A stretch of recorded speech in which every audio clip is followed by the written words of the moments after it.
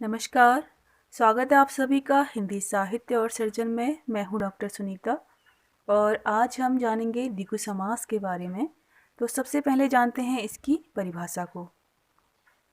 जिस समास का पूर्व पद संख्यावाची विशेषण होता है तथा संपूर्ण पद किसी समूह या समाहार का बोध कराता है तो उस समास को हम द्विगु समास कहते हैं। द्विगु समास की पहचान हमें कैसे करनी है? समास के दो पद होते हैं, तो समास का जो पहला पद है पूर्व पद, वह संख्यावाची विशेषण होता है और जो पूरा पद है पहला पद और जो बाद का पद है, जो संपूर्ण पद बनता है वह किसी समूह अथवा किसी समाहार का बोध कराता है, तो उस समास को हम द्विगु समास कहते हैं। यहाँ पे कुछ उदाहरण दिए गए हैं, इनके माध्यम से हम द्विगु समास को समझने का प्रयास करेंगे।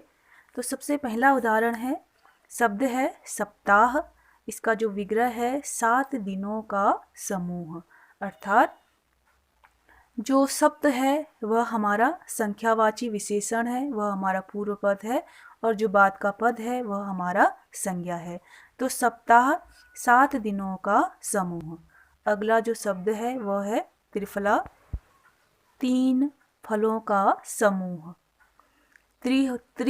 धन फला, यह शब्द विग्रह हो गया इस शब्द का, और त्रि का अर्थ है 3, यह हमारा पूर्व पद है, संख्यावाची विशेषण है, और फला जो हो गया फल, वह क्या हो गया? संज्ञा हो गई। इसी प्रकार अगला शब्द है चौपाई, 4 पदों का समूह। नवग्रह, नवग्रहों का समाहार। त्रिभुवन, 3 लोकों का समाहार, अर्थात त्रि हो गया 3 यानी संख्यावाची विशेषण, और भुवन का अर्थ हो गया लोक, यह क्या होगी? संज्ञा होगी। तो पहला पद हमारा संख्यावाची विशेषण होता है। संख्या 8, 9, 10, 1, 2, 3, 4 ये हमारे संख्यावाची विशेषण होते हैं, और जो बाद का पद है वह संज्ञा होती है। तो इसी प्रकार यहाँ पे कुछ उदाहरण दिए गए हैं। त्रिवेणी, अष्टग्रह, त्रिभुज, चौमासा, दुराहा, पंचानन, सप्तदीप, तिरंगा। तो ये द्विगु समास के उदाहरण हैं। इसके बाद कुछ अपवाद भी हैं, इसे हम यहाँ पे समझने का प्रयास करेंगे।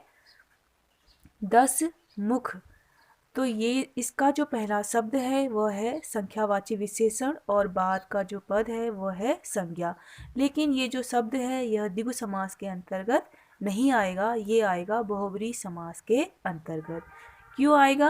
क्योंकि ये जो दो शब्द हैं यह मिलकर किसी तीसरे शब्द का बोध कराते हैं।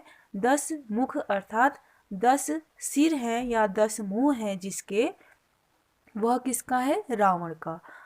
इसी प्रकार एक अगला शब्द है चतुर्मुख, 4 मुंह है जिसके, किसके?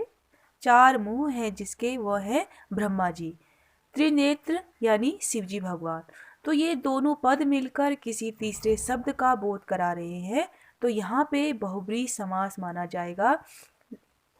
ये शब्द 10 मुख, चतुर्मुख, त्रिनेत्र, एकदंत, त्रिलोचन, चारपाई, चतुरानन, दशरथ, तो ये जो शब्द हैं इनका पहला पद है तो संख्यावाची, लेकिन यह द्विगु समास के अंतर्गत नहीं आएंगे, ये हमें यहाँ पर समझना है। सप्तदीप, तिमंजिला, ये सब बहुब्री समास के उदाहरण हैं। अब इसके बाद यहाँ पे कुछ नोट है, इसे भी हम समझेंगे। कुछ उदाहरण ऐसे हैं जो द्विगु समास के अंतर्गत भी आते हैं और बहुब्री समास के अंतर्गत भी। जैसे पहला शब्द है चौ लड़ी, यानी 4 लड़ियों का समाहार, तो ये हमारा द्विगु समास है। और जब हम इसको चौलड़ी अर्थात एक माला के रूप में हम इसे किसी तीसरे शब्द के रूप में जानेंगे तो वहाँ पर हमारा बहुब्री समास माना जाएगा। इसी प्रकार दूसरा शब्द है पंचवटी, 5 बटों का अर्थात 5 वृक्षों का समूह, तब हमारा द्विगु समास माना जाएगा। और पंचवटी अर्थात किसी विशेष स्थान के बारे में यह शब्द संकेत कर रहा है, तब हमारा बहुब्री समास माना जाएगा। इसी प्रकार दशानन, अष्टाध्यायी, चतुर्भुज, 12 सिंगा, ये सारे हमारे द्विगु समास के अंतर्गत और बहुब्री समास के अंतर्गत आते हैं। तो ये हमें यहाँ पर समझने का प्रयास करना है। अगर हमारे वीडियो आपको पसंद आ रहे हैं तो हमारे चैनल को ज़रूर से सब्सक्राइब कर लीजिए, वीडियो को लाइक कीजिए, शेयर कीजिए अपने दोस्तों के साथ और कमेंट करके ज़रूर बताइए कि ये वीडियो आपको कैसे लग रहे हैं। वीडियो पूरा देखने के लिए बहुत बहुत धन्यवाद।